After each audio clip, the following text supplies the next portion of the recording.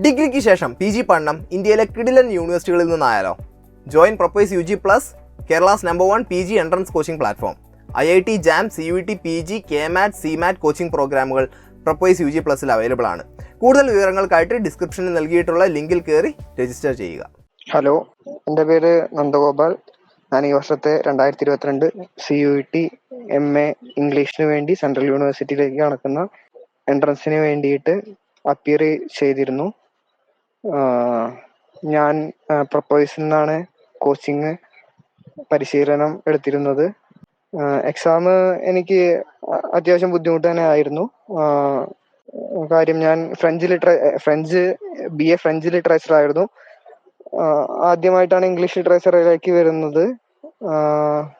പക്ഷെ സാമാന്യം നല്ല രീതിയിൽ തന്നെ പ്രൊപ്പൈസ്